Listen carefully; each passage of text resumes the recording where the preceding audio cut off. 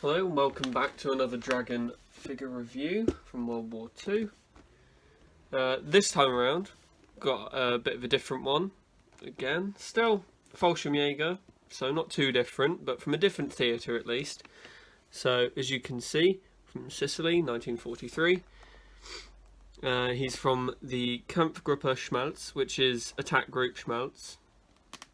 And he is Oberleutnant. So yeah, here he is. Marcus Schaper is his name.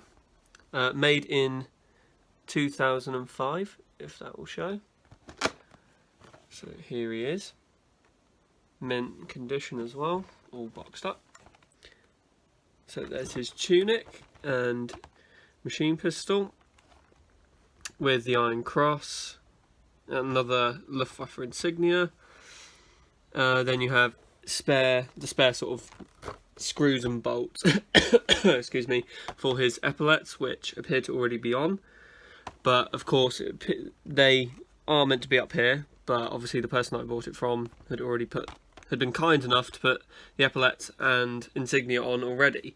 Otherwise, the way that I would put these sort of insignia on is by punching holes through the tunic with a needle, ever so slight, enough to get the plastic sticks through, because the insignia have these little sticks or tabs that you can push through. So if you make the holes with the needle, push it through, and then I heat up a knife or anything really, and then slowly burn the plastic down, so then it won't come out. Other people sort of take the tabs off and glue it, but I prefer that method. It just looks a bit cleaner.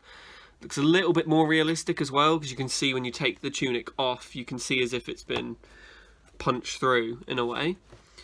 But yep, so there's his belt, some spare magazines, his ammunition pouches and binoculars. And then here's the figure himself. So there's his field cap, his Fallschirmjäger helmet, pistol, the Walther P38, and also his holster with some two spare magazines, his mess tin, water canteen, and bread bag of the Africa Corps variant, so the tropical sort of variant that they'd have. So instead of being the green, it's the tan sort of colour to fit the theatre. Then the figure himself, so you can see just about, he's got his Fallschirmjäger boots and grey trousers, and then his undershirt, which is tan. I'll just unbox him, and as you can see, have some box art to show you how you could have him. So in his combat dress, pretty much, full camoed up with his helmet, or you can have him, which I personally prefer, just a little bit. I don't know, it looks good that way, don't get me wrong, I love that as well, but I think I'll have him set up like this. The grey trousers and the service cap, potentially also the helmet, I don't know, I'll mix it up a bit.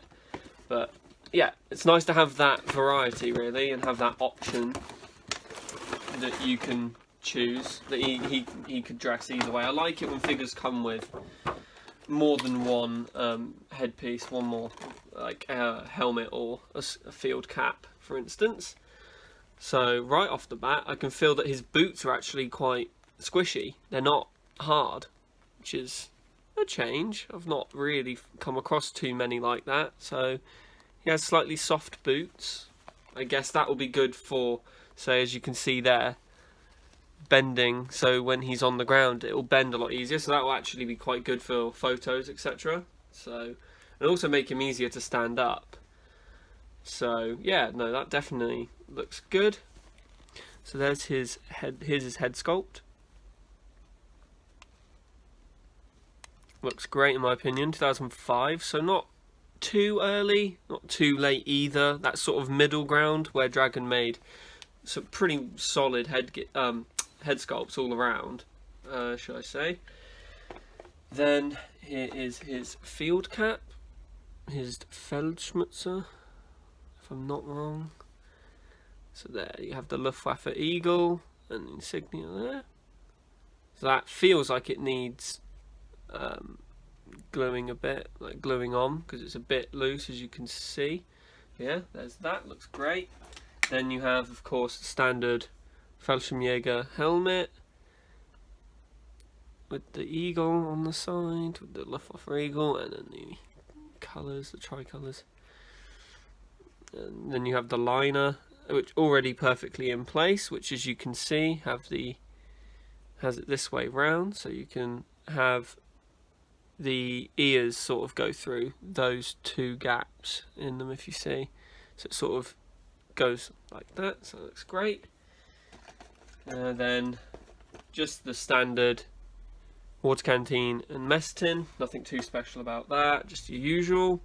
Same goes for the bread bag, nothing special about that either. Then his holster, which is brown, looks nice, a different variant to the black holster that they tend to have. Excuse me. So here you have his trousers attached to the back of the plastic. I've not seen that before, but yeah. So they're quite nice. I'll keep them in situ because I don't intend to use them yet. So that's fine by me. I just need to remove some of the plastic just to get the gun out. Remove the plastic tabs, there we go. So here you are, have a working bolt, everything, strap looks great, magazine comes out as usual, can see the bullet. Nothing too different from other weapons, it's pretty standard. It was a pretty effective weapon as well, quite sought after, pretty reliable. And here is his tunic, which looks fantastic, and as you can see, the person that I bought this from clearly, despite being mint, clearly felt the need to put the insignia on, which is a great help because it saves me from doing it, and appeared to have used the same method. So as you can see, they're sort of slightly melted, the plastic there. So that's what you do. You punch it through and then slightly melt it down, and it just looks a bit better in my opinion. I mean, from the outside, it all looks the same as if you were to glue it on, but yeah. I just prefer it. It's just my preferred method. It takes longer, of course, but I don't know. I just prefer it. So yep, there is epaulets with his rank and everything on. The Luftwaffe eagle. Overall, lovely material. Just what you would have come to expect from Dragon, really. Belt, really nice belt. Officer's belt, of course. So different to your usual servicemen in the German forces, which had the bog standard belt that we've seen. Here we've got his ammo pouches, which look great. And then finally, a pair of binoculars, which are nice as well. Always a welcomed addition. And you have the little tab here to sort of just pop over the back of them, pop over the lenses, and there you go. So that's the figure and all of his accessories, and I'll show you all what he looks like when he's all done up. So here is Marcus all done up, and I did decide in the end to put him in his full camo Mediterranean uniform. Personally, I don't know. I said before that I was maybe going to go with the look on the box, but after sort of comparing, I just quite like this. Don't know why. It just looks really good. So, yep, there he is. So as you can see, there's his pistol and holster, and then of course the bread bag and everything. Then his ammo pouches and his belt, and I love the officer's belt, and it just blends well with the uniform. And I've got him just sort of holding the binoculars, which I think look great. And then of course he's got his machine pistol and his Fallschirmjäger helmet. But overall, the figure just looks brilliant. I really like it, and you can see quite clearly his insignia as well, which looks really nice. you can see he's got his Luftwaffe insignia there, which, if I'm not wrong, was given to Fallschirmjäger after 6 successful drops or jumps. And so yeah, that's what that is. And then of course the Iron Cross, which everyone knows. And his insignia all there, which is all done up anyway. But yeah, we'll have another look at him. Overall, like, just a great looking figure and really well made. His equipment isn't fragile particularly, nothing more than just nothing different to really any of the other figures. I mean, of course, be careful with some bits of the canteen and mess tin, but they're quite sturdy anyway. The pistol and holster aren't particularly fragile. I mean, the strap on here can, I guess. I personally haven't had a problem with any of these yet. But, I mean, if you obviously drop it or crack that little strap holder there, then sure. I could see how that could be quite fragile. Binoculars are sturdy.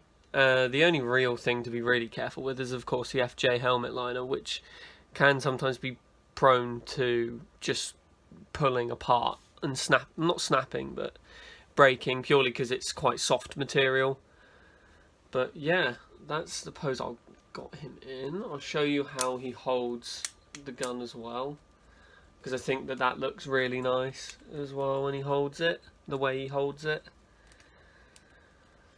So yeah, you can have him holding it by the magazine like that, and he holds that really well. You can pull that up like so to have him aiming it like that, and he holds that really well. That looks fantastic as well.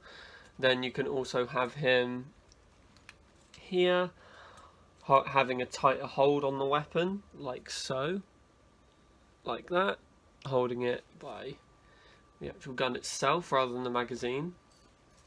And then you can sort of just pull it down as if he's, you know, in combat. Just looks really good. But like I say, with this figure, it's just nice to have all the options available to you, to have him set up as you'd please. So there's his cap and everything, and you can always take the trousers off and pop them back in the box. You can see he's just got a spare pistol magazine there, and then just another medal. But yeah, no, here he is. There's Marcus Schaper, and I'd definitely recommend getting him if you can. So that will wrap the review up, and I'll be reviewing either WWII from Wesel, the American paratrooper, or I'll be doing Charles Redding, who is a British airborne Piat gunner from Arnhem in 1944. So that's what you get to look forward to next. But yeah, that just about wraps this up. So like I say, if you can get him, definitely try. He's nothing particularly special. He looks fantastic. He's not got anything unique as far as I'm aware. But he's a great addition to it, especially if you have a Fallschirmjäger collection like I do. I have quite a few Fallschirmjägers now that I'm starting to get. And of this theatre, there are quite a few that you can get in this theatre. So he would look great as, say, a squad leader, for example. So yeah, thanks for watching, and I'll see you guys in the next one.